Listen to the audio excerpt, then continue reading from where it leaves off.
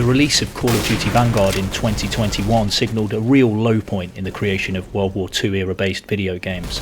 A clunky, rushed and unfinished title that isn't even close to lacing the boots of some of the greatest World War II titles ever to grace our consoles came out to heavy criticism, and also saw the announcement from Activision that they would be ending the yearly release of Call of Duty titles.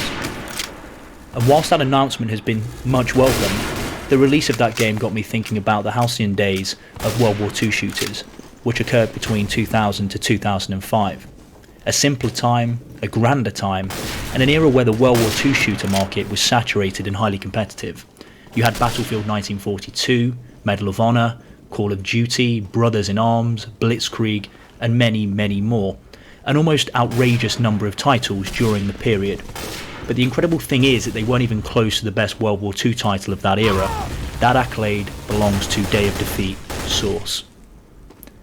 The follow-up to the first Day of Defeat, which itself was released in 2003 and began as a Half-Life mod, Day of Defeat Source is the second instalment in the franchise from Valve Corporation back in 2005. It is a team-based first-person shooter video game and is set in World War II, specifically after the invasion of Normandy, and features maps from Italy, France and Germany as the Allied forces gained ground on European soil. As a player, you can choose to fight for either the Allied or Axis powers, and it does slightly irritate me still to this day that you can't play as the British, which, for those of you who know, you can do in the original Day of Defeat, but it's a small irritation that doesn't detract away from the overall gameplay. Sorry, man, sorry.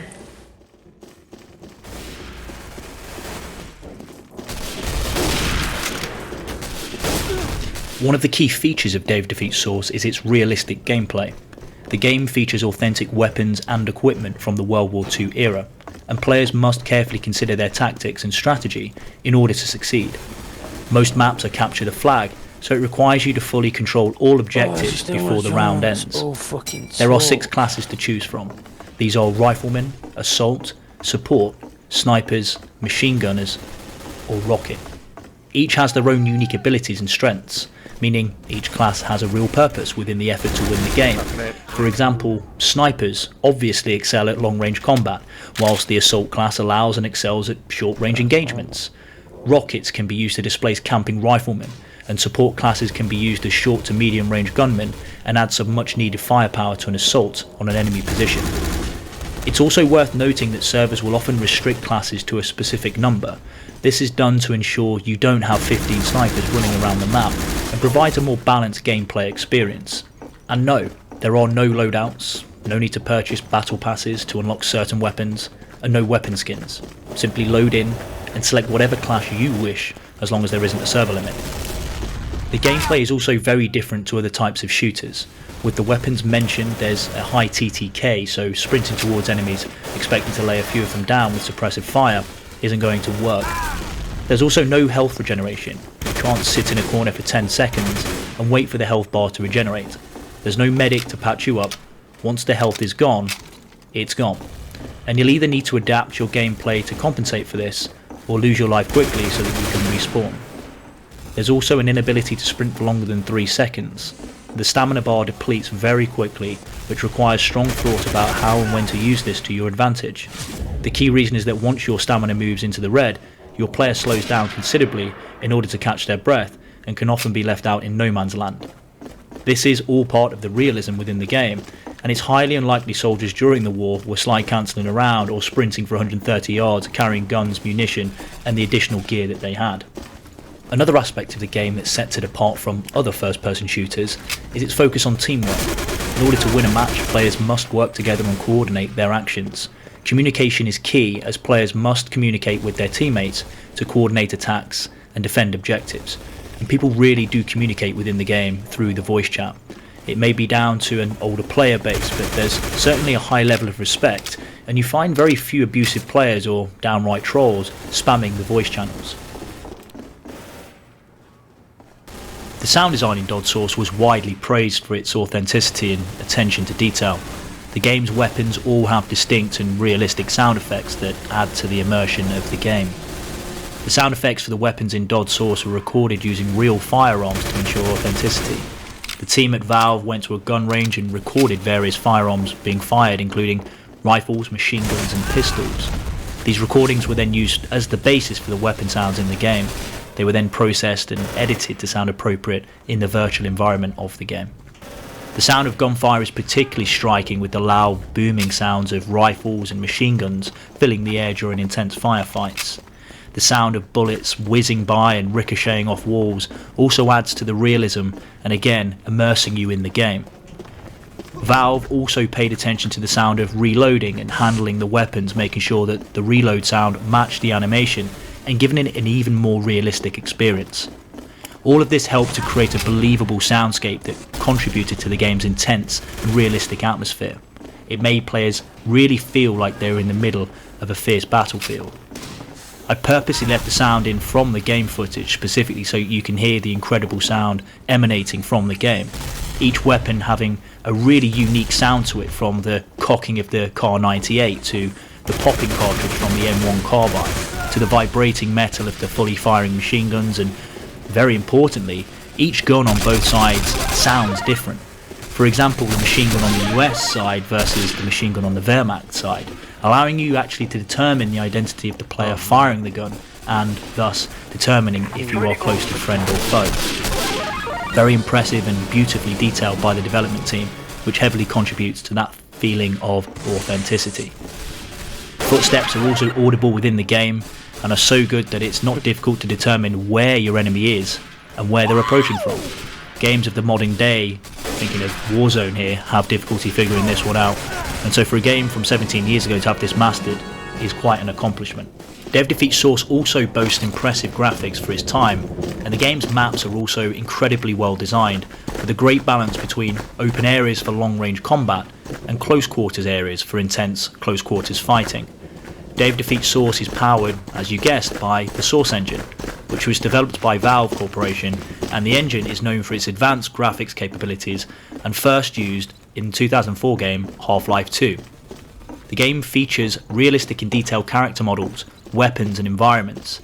The lighting and shadows in the game are also incredibly well done and add a great deal of atmosphere to the game's various maps. The games also feature advanced physics and particle effects, such as ragdoll physics for characters and realistic explosions. The game also supports a variety of advanced graphical features such as parallax mapping, which adds more depth and realism to surfaces like stone walls and cobblestone streets. The game also supports dynamic lighting and shadows, which change depending on the position of the player and the sun.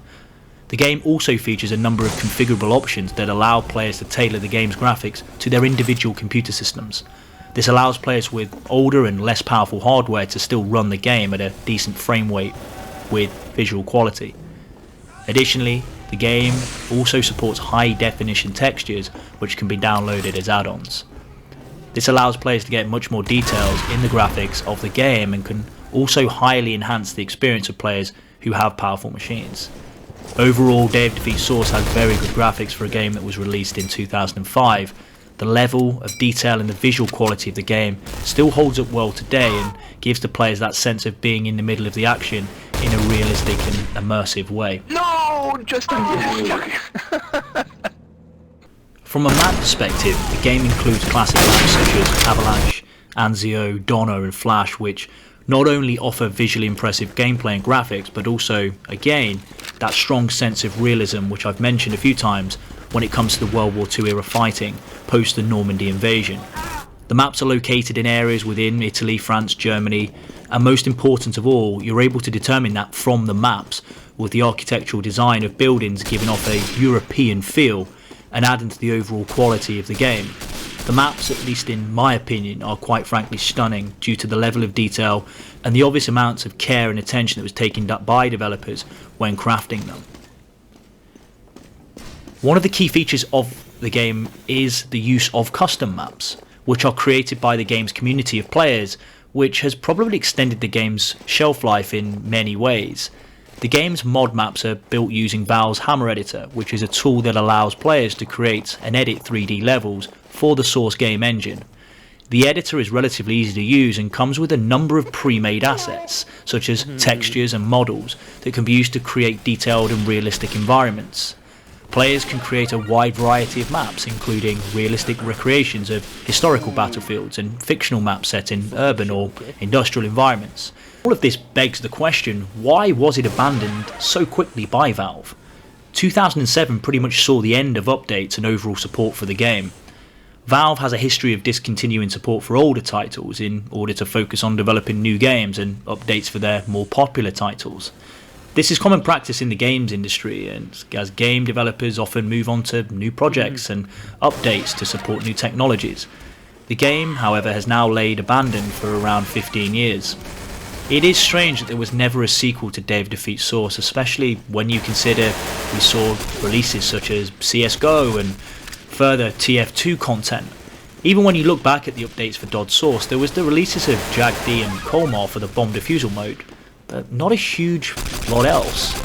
And speaking of CSGO, it is highly likely that all efforts and resources were focused on this title and taken away from Dodge Source, which does give the feeling that the game has always been slightly overshadowed by the release of CSGO.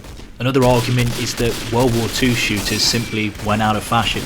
As I mentioned, there was a saturation of titles over a 5-year period, and players became burnt out by the same type of video game, and likely when exploring for newer titles. This coincided with the releases of CSGO and more modern titles from Battlefield and Call of Duty. Whilst this is sad to see, it's commendable that the current Day of Defeat Source community has held up through such neglect of the title for so long. My hat's off to you all, because without your support for the game, you have allowed me really to come back and do this video, and ultimately fall in love with this title all over again. In conclusion, I would say overall that Day of Defeat Source is still a highly enjoyable and realistic team-based first-person shooter that has stood the test of time. Its focus on teamwork, authentic gameplay, authentic sounds, and impressive graphic make it a classic that is still enjoyed by players today. There's still a strong cult following for this game, but naturally the passing of time has meant that player numbers have dwindled from the heights of the mid-2000s. In 2022, it's evident that the game still possesses strong traits regarding authenticity and, most importantly, its overall gameplay and enjoyment. You may be thrown in with hardcore veterans with years of experience, but I promise you, it makes it all the more rewarding as you continue to improve with each passing game. I hope you've enjoyed the video today. If you have, give it a like, give it a subscribe, and I'll catch you in the next one.